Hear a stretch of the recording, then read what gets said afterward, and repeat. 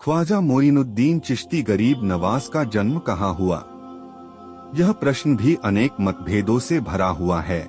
कुछ इतिहासकार और विद्वानों का मत है कि ख्वाजा का जन्म संजर में हुआ था, कुछ मानते हैं कि सिस्तान में हुआ था, कुछ मानते हैं कि संजार जो मोसुल के पास है, कुछ विद्वान मानते हैं कि ख्वाजा का जन्म संजार जो इस्फहान के पास है वहाँ हुआ था। लेकिन इन सभी मतों में ज्यादातर बल इस मत को मिलता है कि ख्वाजा का जन्म या पैदाइश की जगह इस्फहान है। बाद में ख्वाजा की परवरिश संजार में हुई, जिसे संजर के नाम से भी जाना जाता था। उस समय इस्फहान के एक मोहल्ले का नाम संजर था। उस मोहल्ले में ख्वाजा के माता पिता रहते थे। ख्वाजा गरीब नवाज का जन्म कब हुआ? हजरत मोइनुद्दीन चिश्ती का जन्म कब हुआ? जिस प्रकार ख्वाजा की माता और जन्म स्थान के बारे में विद्वानों और इतिहासकारों में अनेक मतभेद है, उसी प्रकार ख्वाजा के जन्म के समय को लेकर भी विद्वानों और इतिहासकारों में अनेक मतभेद है। कुछ विद्वान ख्वाजा के जन्म का समय 1137-532 हिजरी, कुछ 1142-537 हिजरी, कुछ 1140-535 हिजरी, कुछ 1141-536 हिजरी, कुछ 1130-525 हिजरी बताते हैं।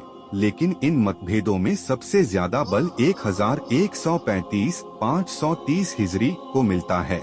ज्यादातर लोगों का मानना है कि ख्वाजा का जन्म 1135 में हुआ था। ख्वाजा गरीब नवाज मोइनुद्दीन चिश्ती का बचपन। ख्वाजा की पैदाइश के बाद माँ बाप ने बच्चे का नाम मोइनुद्दीन हसन रखा। प्यार से माँ बाप ख्वाजा को हसन कहकर ही पुकारते थे। ख्वाजा बचपन में और बच्चों की तरह नहीं थे। बचपन में ही ख्वाजा की बातों को देखकर ऐसा लगता था कि यह बच्चा कोई आम बच्चा नहीं है। बचपन से ही ख्वाजा दूसरों के लिए फिक्रमंद रहते थे।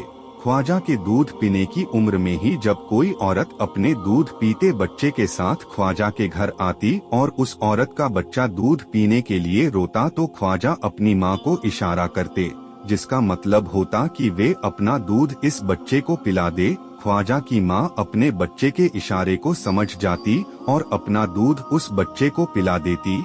जब वह बच्चा ख्वाजा की माँ का दूध पीता तो ख्वाजा बहुत खुश होते थे। ख्वाजा के इतनी खुशी होती कि ख्वाजा हंसने लगते थे। जब ख्वाजा की उम्र 3-4 साल की हुई तो ख्वाजा अपनी उम्र के गरीब बच्चों को अपने घर बुलाते और उनको खाना खिलाते थे। एक बार की बात है, ख्वाजा ईद के मौके पर अच्छा लिबास पहने ईदगाह में नमाज पढ़ने जा रहे थे। उस वक्त लगभग ख्वाजा की उम्र 5-7 साल रही होगी। रास्ते में अचानक ख्वाजा की नजर एक लड़के पर पड़ी। वह लड़का आंखों से अंधा था तथा फटे पुराने कपड़े पहने हुए था।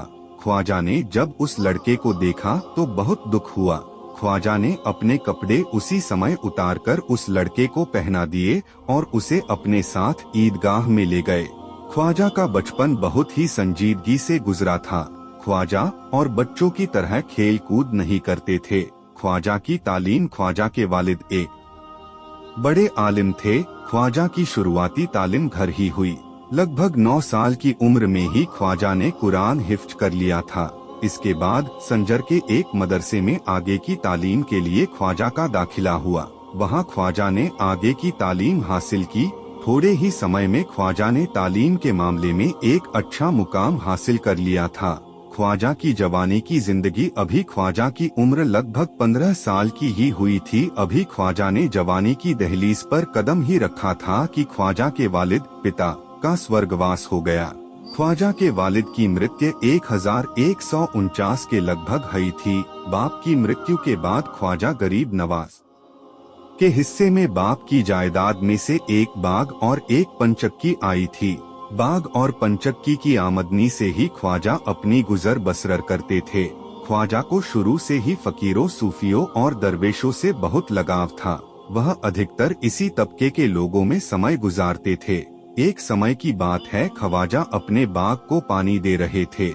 एक सूफी जिनका नाम इब्राहिम कदोज था उधर से गुजर रहे थे। अचानक उनकी नजर बाग में पानी देते उस नौजवान पर पड़ी। नौजवान पर नजर पड़ते हैं उन्हें एक ऐसी कशिश हुई कि वो नौजवान से मिलने बाग के अंदर चले गए। ख्वाजा ने एक सूफी संत को बाग में आया देख उनकी बहुत आवभगत की। इब्राहिम कंदोजी ने ख्वाजा को देखकर पहचान लिया कि यह कोई मामूली इंसान नहीं है, आगे चलकर यह गरीबों का मसीहा बनेगा, लोगों की रूहानी प्यास बुझाएगा। लेकिन आज यह लड़का अपनी रूहानी ताकत से बेखबर है। फिर इब्राहिम कंदोजी ने अपनी झोली से एक खल का टुकड़ा निकाला और उस टुकड़े को ख्वाजा को खाने के लिए दिया। खल के टुकड़े को खाते ही ख्वाजा ने अपने अंदर एक अजब सी तब्दीली महसूस की। उनकी आंखों से पर्दे उठते चले गए। दुनिया की मोहब्बत से दिल एकदम खाली हो गया। हजरत इब्राहिम कंदोजी तो वहाँ से चले गए। वहीं से ख्वाजा ने अपनी जिंदगी का नया रास्ता अपनाया, जो रास्ता दुनिया की मोहब्बत से बिल्कुल अलग था। वो रास्ता अल्लाह की याद से भरा था। वो रास्ता दीन दुखियों की मदद से भरा था। वो रास्ता एक रूहानी रास्ता था। वो रास्ता अल्लाह और महबूब के बीच की दूरी को कम करता था। इसके बाद फिर क्या था? ख्वाजा ने अपना बाग और चक्की बेचकर उससे प्राप्त सारे धन को गरीबों में बांट दिया और खुद हक की तलाश में उस रूहानी रास्ते पर निकल पड़े। हमारे यह लेख भी जरूर पढ़े। अजमेर का इतिहास। अजमेर शरीफ दरगाह साबिर पाक की जीवनी। पीरान कलियर शरीफ दरगाह सरहिंद शरीफ दरगाह। इस रूहानी रास्ते पर निकलने के बाद ख्वाजा ने फिर पीछे मुड़कर नहीं देखा। ख्वाजा इल्म व तालीम हासिल करते हुए समरकंद, बुखारा, बगदाद, इराक, अरब, शाम आदि का सफर तय करते हुए 1157 में ख्वाजा हारून पहुँचे, जहाँ ख्वाजा ने उस्मान हारूनी से बेअत व खिलाफत पाई। ख्वाजा गरीब नवाज का अजमेर आना। हजरत ख्वाजा मोइनुद्दीन चिश्ती अजमेर में पहली बार 1190 में आए थे। इस समय अजमेर पर राजा पृथ्वीराज चौहान का शासन था। जब हजरत गरीब नवाज अपने साथियों के साथ अजमेर पहुँचे तो ख्वाजा ने अजमेर शहर से बाहर एक जगह पेड़ों के साए के नीचे अपना ठिकाना बनाया। लेकिन राजा पृथ्वीराज के सैनिकों ने ख्वाजा को वहां ठहरने नहीं दिया। उन्होंने ख्वाजा से कहा, आप यहाँ नहीं बैठ सकते हैं, यह स्थान राजा के ऊँटों के बैठने का है। ख्वाजा गरीब नवाज को यह बात बुरी लगी। ख्वाजा ने कहा, अच्छा ऊँट बैठते हैं तो बैठे। ख्वाजा गरीब नवाज जीवनी। ख्वाजा गरीब नवाज जीवनी। यह कहकर ख्वाजा वहां से उठकर अपने साथियों के साथ चले गए।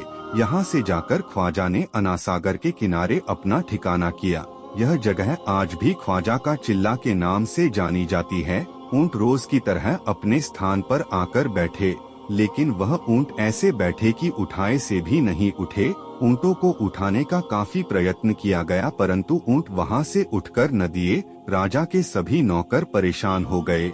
नौकरों ने इस सारी घटना की खबर राजा पृथ्वीराज को दी। राजा पृथ्वीराज यह बात सुनकर खुद हैरत में पड़ गए।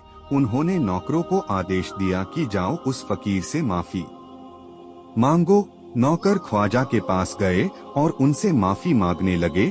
ख्वाजा ने नौकरों को माफ कर दिया और कहा, अच्छा जाओ, ऊँट खड़े हो गए हैं। नौकर खुशी खुशी ऊँटों के पास गए और उनकी खुशी हैरत में बदल गई जब उन्होंने जाकर देखा कि ऊँट खड़े हुए थे। इसके बाद भी ख्वाजा की वहाँ अनेक करामातें हुई और धीरे धीरे अजमेर और आसपास के क्षेत्र में ख्वाजा की प्रसिद्धि चारों ओर फैल गई। ख्वाजा से प्रभावित होकर साधुराम और अजयपाल ने इस्लाम कबूल कर लिया। यह दोनों व्यक्ति अपने समाज में अहम स्थान रखते थे।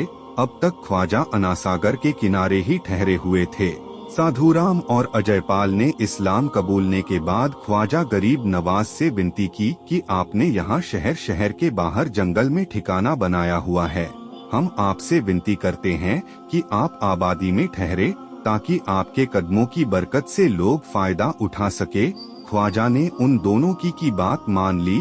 ख्वाजा ने अपने साथी यादगार मोहम्मद को शहर में ठहरने हेतु उपयुक्त स्थान देखने के लिए भेजा। यादगार मोहम्मद ने स्थान देखकर ख्वाजा को सूचित किया। फिर ख्वाजा अपने साथियों के साथ उस स्थान पर अपना ठिकाना बनाया। यहाँ ख्वाजा ने जमात खाना, इबादत खाना, मकतब बनवाया। यही वो मुकद्दस जगह है जहाँ आज भी ख्वाजा की आलिशान दरगाह है। कहा जाता है कि 21 मई 1230 को पीर के दिन 6 रजब 627 हिजरी को इशा की नमाज के बाद ख्वाजा अपने हुजरे का दरवाजा बंद किया। किसी को भी ख्वाजा के हुजरे में दाखिल होने की इजाजत नहीं थी। हुजरे के बाहर ख्वाजा के सेवक हाजिर थे। रात भर उनके कानों में तिलावते कुरान की आवाजें आती रही।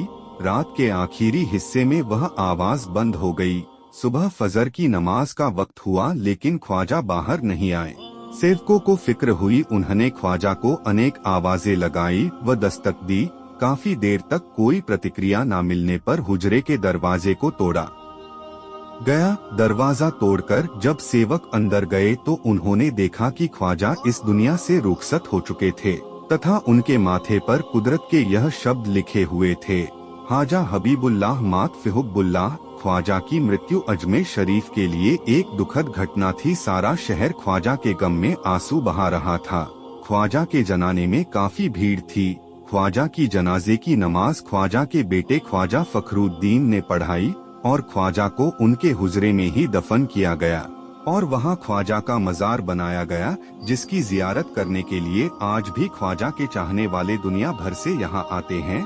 ख्वाजा गरीब नवाज की जीवनी पर आधारित हमारा यह लेख आपको कैसा लगा, आप हमें कमेंट करके बता सकते हैं। इस जानकारी को आप अपने दोस्तों के साथ सोशल मीडिया पर भी शेयर कर सकते हैं। यदि आप हमारे हर एक नए लेख की सूचना ईमेल के जरिए पाना चाहते हैं तो आप हमारे ब्लॉग को सब्सक्राइब कर सकते हैं।